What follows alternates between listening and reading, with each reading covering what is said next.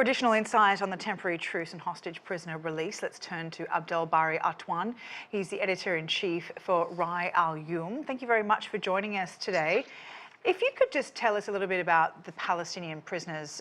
We've heard a lot, of course, about the hostages returning to Israel. What do you know about the 300 eligible for release from Israeli prisons? From what I understand, a lot of them are teenage boys. What are the charges and what does their release mean for Palestinians? No, it is a huge victory for the Palestinians because those people were convicted by the Israelis, and some of them actually had a lot of long distance sentences. So it was a relief in the Palestinian side, and there is a hope that all the Palestinian prisoners or hostages will be released from the Israeli prison. So I think the process is doing very well until now. I hope there wouldn't be any delay in it. It depends on the Israeli here, because Hamas is very cooperative until now, and they are willing to extend the truce for another week or 2 weeks. It depends on what is on the table. Let's talk a bit about Hamas and their cooperation. What do you think that they want to get out of this ultimately? And keeping in mind, we're now at the place where the UN says 80% of the population has been displaced in Gaza. Arab countries are hoping that this ceasefire, as well as the US, will possibly be a permanent truce. What do you think Hamas needs to do on their end to make that happen? Well, Hamas, as I said, they obliged fully to the, truce agreement, and they are hoping this agreement will continue, will be respected by the Israeli. Hamas would like to stop the killing process of the Palestinians. We know that 15,000 of Gazan actually were killed by the Israeli warplanes and the bombardment of many places in Gaza. And also, they would like to see the aids are coming from the Egyptian side to the Gaza, and we know that they don't have water, they don't have food, they don't have any petrol, anything. So Hamas is trying to release their people actually, and to produce some sort of a good life or a normal life for the Gaza. And also there is the process of destruction. We know that 50% of the houses in Gaza were destroyed completely by the Israelis, and also they would like the people to go back to their houses in North Gaza. And we know that most of them actually, or a great number of them, went to south of Gaza, and they are in a dreadful situation. So I think Hamas trying to relieve or to make the life of the Palestinian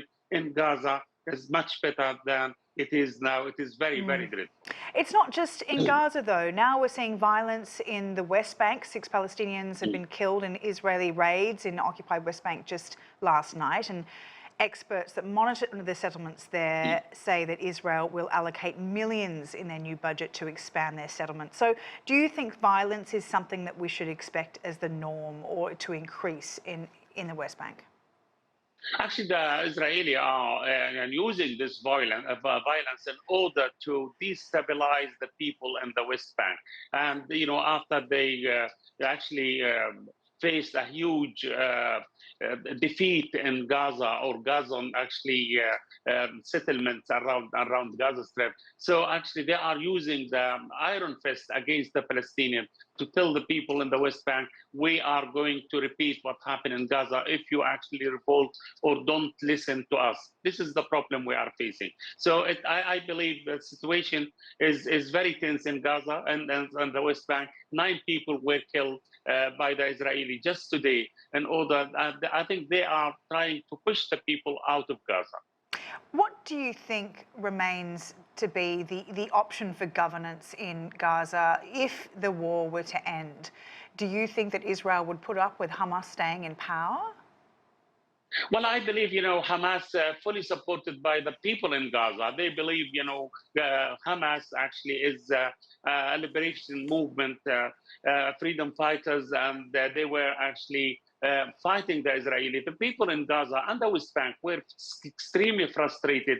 They believe that Oslo agreement, which the PLO signed with the Israeli, will be implemented, and the Palestinians will have an independent state. But unfortunately, this has not happened. The Palestinians were negotiating with the Israelis for at least 30 years. And the problem is these kind of 30 years, they were rewarded by more settlement in the West Bank, more at least about 800,000 Israeli were settled on the West Bank. So I hope this kind of war will awaken the international community and accept the two-state solution and create or accept or establish independent Palestinian state for the Palestinian people. If the international community did not commit themselves to this solution, I believe there will be more instability in the Middle East. The war is going to expand, and we notice that Yemen now is entering the war and